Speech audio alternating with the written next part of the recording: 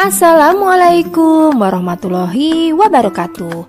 Alhamdulillah, bertemu kembali dalam pelajaran sejarah kebudayaan Islam.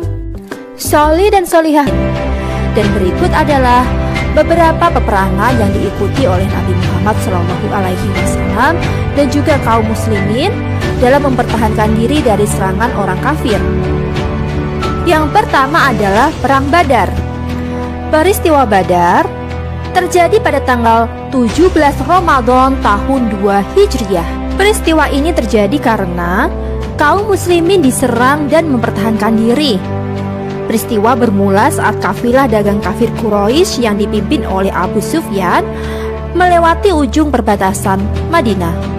Sebagian barang dagangan yang dibawa kafir Quraisy adalah harta milik kaum muslimin yang dirampas saat hijrah ke Madinah. Dan kaum muslimin bermaksud untuk mengambil kembali harta tersebut. Sehingga pergilah kaum muslimin ke lembah Badar. Mengetahui kesiapan pasukan muslim yang berjumlah 313 orang, kaum kafir meminta bantuan dari Mekah. Sehingga pasukan kafir Quraisy di bawah pimpinan Abu Jahal terkumpul sebanyak 1000 pasukan. Terjadilah peperangan terbuka yang sangat sengit. Di bawah komando langsung dari Rasulullah, beliau memberikan semangat jihad kepada pasukan muslimin.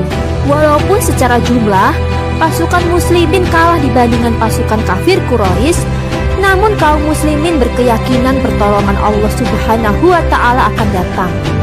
Keyakinan tersebut membawa hasil kemenangan yang begitu gemilang. Pasukan kafir Quraisy pun mundur.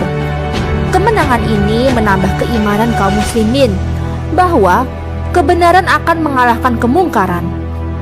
Perang Badar ini mendapat sebutan Ghazwah Al-Furqan, yang artinya perang yang menentukan.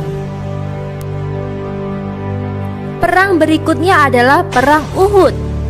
Seperti halnya dengan peristiwa Badar, peristiwa Uhud bukanlah keinginan dari kaum muslimin, akan tetapi karena kaum muslimin diserang dan mempertahankan diri.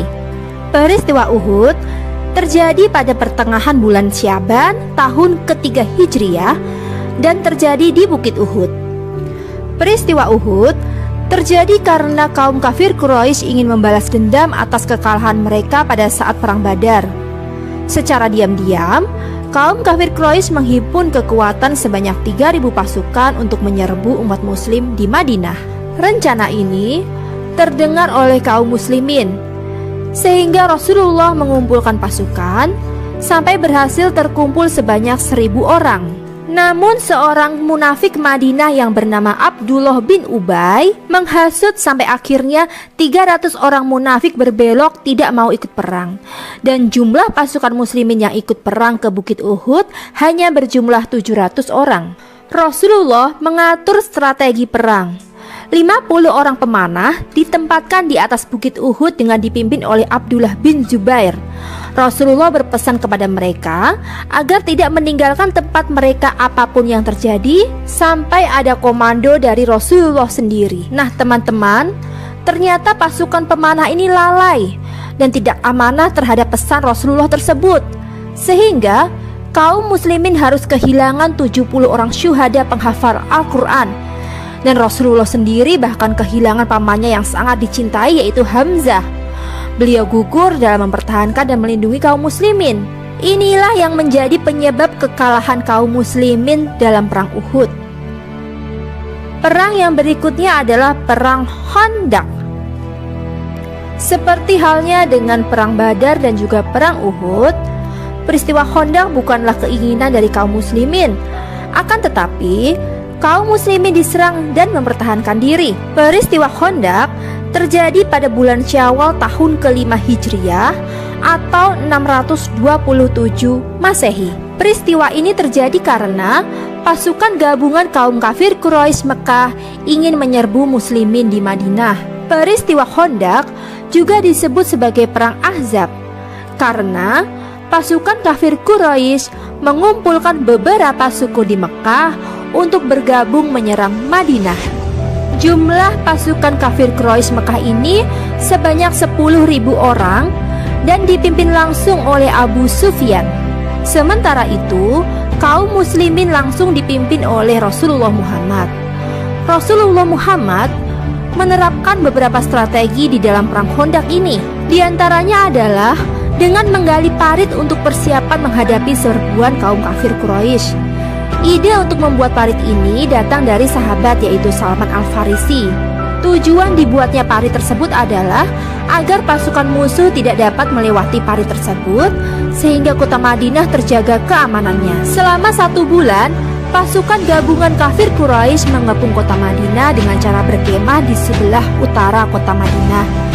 Dan Allah kemudian menolong kaum muslimin dengan menurunkan angin yang sangat kencang sehingga memporak-porandakan tentara kaum kafir. Pada peristiwa Khandaq ini terjadi pengkhianatan dari kaum Yahudi Bani Quraisyah atas kesepakatan yang disetujui dalam Piagam Madinah. Dan setelah peperangan ini, Rasulullah dan para sahabat berangkat menuju kediaman Bani Quraisyah untuk mengadili mereka. Nah teman-teman, dari peristiwa-peristiwa peperangan yang dialami oleh kaum muslimin dan Rasulullah Muhammad ini, terlihat ya bagaimana keperwiraan dari Nabi Muhammad SAW. Nah teman-teman, hijrahnya Rasulullah Muhammad dan kaum muslimin ke Madinah ini akhirnya menandai juga berdirilah pemerintahan Islam yang dapat mengayomi semua penduduk yang ada di dalamnya. Dan kota Madinah Al-Munawwarah benar-benar menjadi kota yang bercahaya. Dakwah Islam pun mulai mengalami perkembangan yang pesat dan sehingga Islam bisa tersebar ke segala penjuru dunia dan menjadi rahmat bagi seluruh alam. Baiklah teman-teman, dengan demikian tuntas juga ya materi kita pada hari ini, yaitu tentang hijrahnya Rasulullah Muhammad ke Yathrib atau Madinah. Sampai di sini pembelajaran kita hari ini. Mari kita tutup pembelajaran hari ini dengan bersama membaca hamdalah. Alhamdulillahirobbil alamin. Wassalamualaikum warahmatullahi wabarakatuh.